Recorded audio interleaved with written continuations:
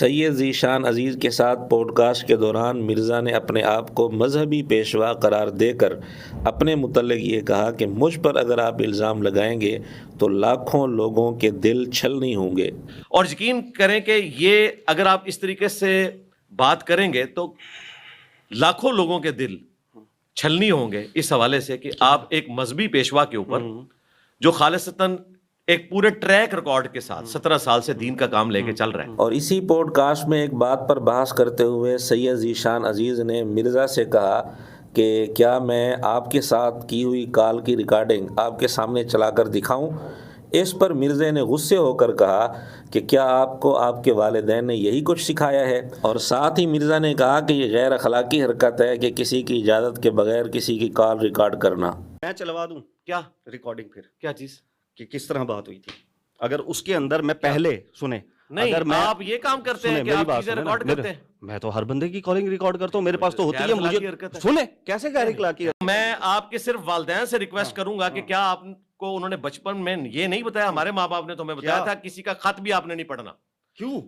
ہمارا سوال یہ ہے کہ مرزا نے صحابہ کرام رضی اللہ تعالیٰ عنہ پر بہت سارے جھوٹ بولے ہوئے ہیں، جھوٹے الزامات لگائے ہوئے ہیں، بد زبانیاں کی ہوئی ہیں، اور صحابہ کے بغض میں آ کر اس نے اللہ کے رسول صلی اللہ علیہ وآلہ وسلم پر جھوٹ بول رکھے ہیں، قرآن پر اس نے جھوٹ بولے، بخاری مسلم کا نام لے کر اس نے جھوٹ بولے۔ تو ہمارا سوال یہ ہے کہ کیا یہ اخلاقی حرکت ہے؟ کیا یہ غیر اخلاقی حرکت نہیں ہے؟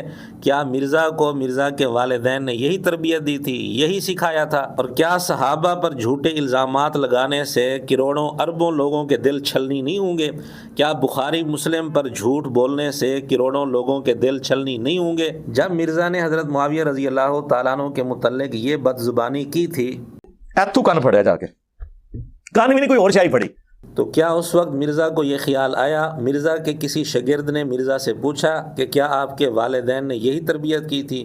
کیا مرزا کو یہ غیر اخلاقی حرکت نظر نہیں آتی؟ کیا مرزے کی یہ بد زبانی سن کر مسلمانوں کے دل چھلنی نہیں ہوں گے؟ وہ شیعہ نے اپنا گھوڑا نکالا ہوا ہے، انہوں نے معاویہ گھوڑا نکالا ہوا ہے، وہ بھی سنیہ دا گھوڑا معاویہ گھوڑا، اے ہن دو گھوڑے جے، ہاں شیعہ دا بھی گھوڑا جے تو معاویہ گھوڑا بھی ہے جے۔ کیا مرزا کے شاگرد مرزا سے پوچھنے کی ہمت کریں گے؟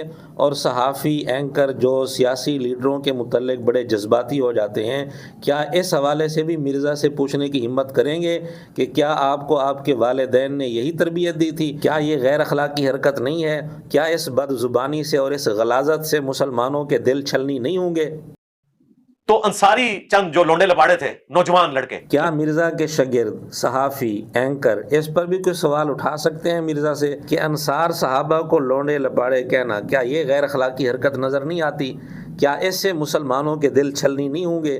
کیا مرزا کے والدین نے مرزا کو یہی سکھایا تھا، مرزا کی یہی تربیت کی تھی؟ اپنی اس غلاظت بھری گفتگو کے بعد مرزا کس زبان سے اپنے آپ کو مذہبی پیشوا کہتا ہے؟ جو شخص انبیاء کے ساتھ اپنا تقابل پیش کرے کہ لوط علیہ السلام میری محنت کو دیکھ کر، دعوت کو دیکھ کر رش کریں گے، انبیاء دیکھ لیں تو ان کو یقین نہیں آئے گا، اور اس طرح تقابل کرے کہ نوح علیہ السلام پر 78 لوگ ایمان لائے تھے، میری دعوت کی وجہ سے لاکھوں لوگ اپنی توحید صحیح کر رہے ہیں، اور اسی طرح نبی پاک صلی اللہ علیہ وآلہ وسلم کی سنت اور نفل نماز کو بار بار فالتو کا لفظ بولے، نعوذ باللہ۔ اس طرح کے بہت سارے نمونے موجود ہیں۔ تو جو صحابہ پر جھوٹے الزامات لگائے، بد زبانیاں کرے، جھوٹ بولے، بخاری مسلم کا نام لے کر، قرآن کا نام لے کر، وہ اپنے آپ کو کس منہ سے مذہبی پیشوا کہہ رہا ہے؟